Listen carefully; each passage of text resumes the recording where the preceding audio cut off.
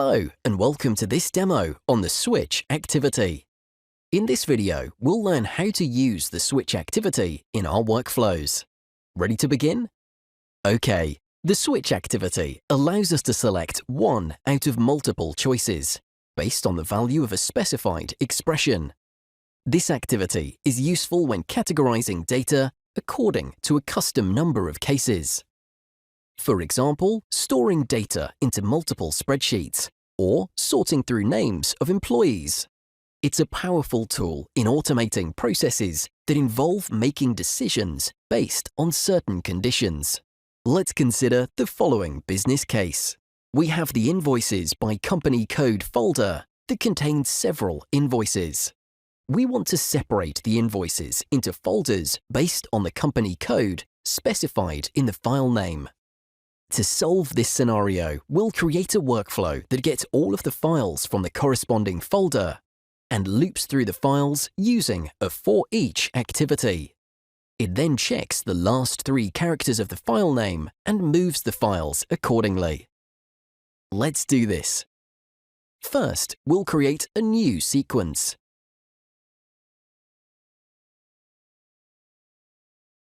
Name it Switch Sequence to group invoices.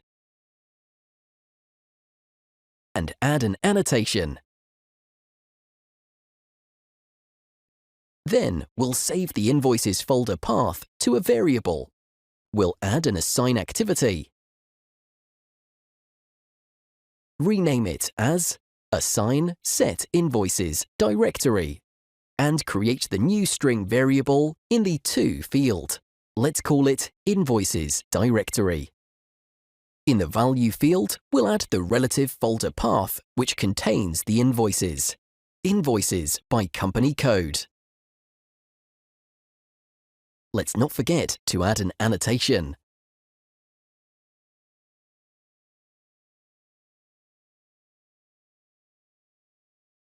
Let's add another assign activity to get the list of files in the folder. Rename it and add an annotation.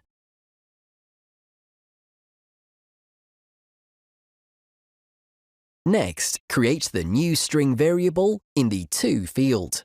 Let's call it Invoices List. Let's change the data type of the variable to an array of strings. We'll use the directory.getFiles method to set the value. This returns the names of files that meet the specified criteria. In our case, we'll write the following expression, directory.getFiles, and provide the folder path in the form of the Invoices Directory variable. The output of this expression is a collection of strings representing file paths. It's pretty straightforward so far. Next, we'll add a for each activity to loop through every file. For the In field, add the Invoices List variable. This activity will look at each file in the provided variable. We'll also change the current item name to Invoice. You've learned this already in the previous video, but it's a good moment to pause the video and check the argument type property of this activity. What did you notice? Indeed, the argument type changed automatically from object to string. Let's rename the activities. Alright, we want to get a file info object for each invoice. This type contains information about a file, including its name, size, and type. We'll use it later to move each file to its specified folder. To do this, we need to declare the variable of file info type, instantiate the object, and assign the object to the variable. We'll add an assign activity,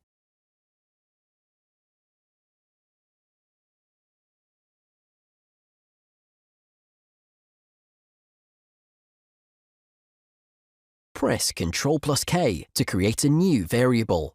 Let's call it File. Currently, it is of string type, but we need to change it to File Info. This variable will be a file info of each item that we get from the directory. To instantiate the object, we'll use the new file info expression and provide the invoice file path as the argument. Now that we have the information about our file, it's time to get the file name. This file name is the short name of the file without the extension. To do this, we'll use a second assign activity.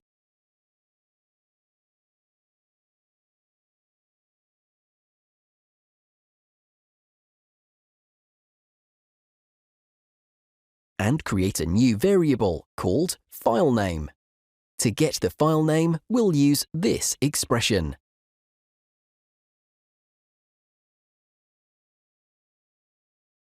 Let's unpack this. The name property of a file info object returns the name of the file, which is a string. The substring method lets us output a segment of a string by providing a starting index and the length of the selection. The starting index is 0, but what does it mean that the length is expressed as last index of .c? This expression returns the index of the first character in the last occurrence of the string, provided as an argument. In our case, the argument that we provided contains only one character, the dot. So, this expression will return the index of the last dot in the file name. The C indicates that we're working with a character. Altogether, this expression returns the file name without the extension. Great! It's time to see the switch activity in action. We'll use it to move the files to the correct folder based on the last 3 characters of the substring extracted. To do that, let's get our file name and use the substring method to check the last 3 characters in our string.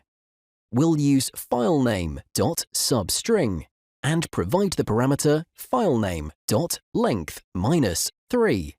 This means that our starting index is 3 characters before the end of the string, and the length is whatever is left. Notice the validation error that we're receiving. That is because we need to change the type argument from int32 to string. And of course, let's rename the activity and provide an annotation. Next, we'll set the behavior for the cases. Let's start with the default case, the one where the input doesn't match any of the other cases. So, let's add a message box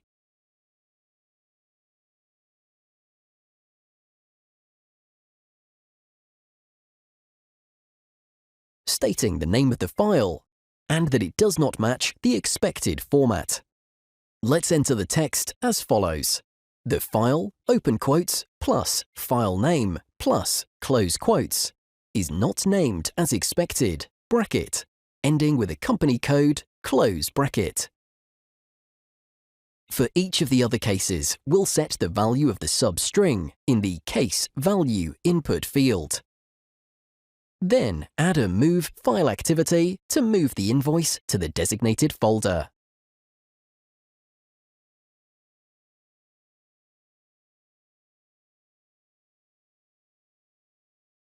It's important to remember that the case input field is the only place where quotation marks are not used to write strings. We'll need the full path of our existing invoice. Let's enter file.fullname in the path input field. As you can see, file.fullname is different from file.name. File.fullname contains the full path, while file.name contains only the short name of the file. Now, all that's left to do is to add the destination path. To do this, we'll add the specific folder to the invoice directory. Check on the Overwrite checkbox. When selected, this overwrites the files in the destination folder with the file that is to be copied. Next, let's create a case for each other type of invoice that we have. For the second case, add the move file activity and change the destination folder. Again, let's enter file.fullname in the path input field and add the destination path.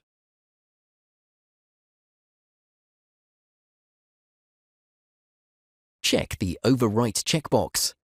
Let's add the third case.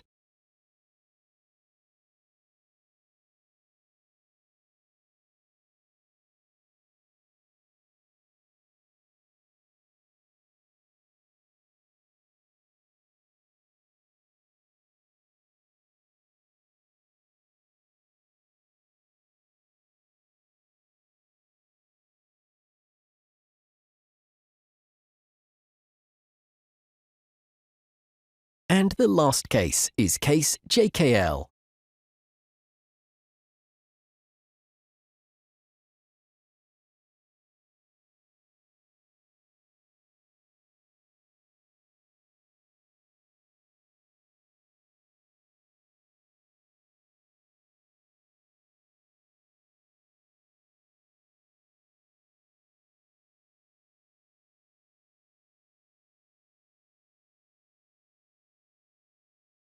It's time to see what we've got.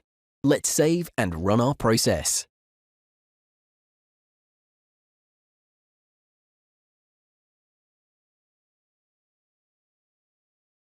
Refresh the project panel, and here it is.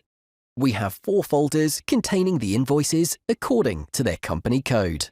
Great! And this is how we build a switch in a sequence project. It's good to know that we can also use switches in flowchart workflows. To demonstrate this, let's consider the following business case. We have the Invoices folder that contains invoices from the last 4 years. We want to sort the invoices in different folders, one for each year. The last 4 digits in the file name indicate the year. This workflow follows the same logic as the sequence. Let's have a look.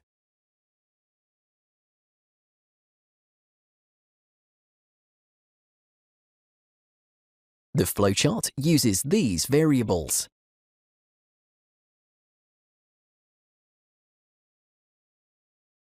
The flow switch uses the same expression.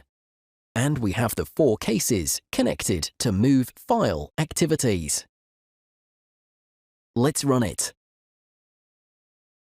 We receive the message box stating that all files were processed. Click OK and let's refresh the project panel. Here are the folders containing the invoices per year. While sequences can be easier to read and implement, in certain scenarios, other structures such as flowcharts may be more appropriate. It's important to consider the specific needs of the automation project and choose the structure that best fits the requirements and provides a clear, maintainable solution. As a short recap, we learned how to use the switch activity in sequence and flowchart. The switch activity executes a single case in the collection based on its match with a conditional expression. If the condition does not match any of the cases, the default one is executed. We can use the switch activity instead of an if activity to test the condition against at least 3 or more cases. For more practice on this topic, try to use the switch activity to find the grade of a student based on the score in a subject. And that's all for this video. Thanks for watching.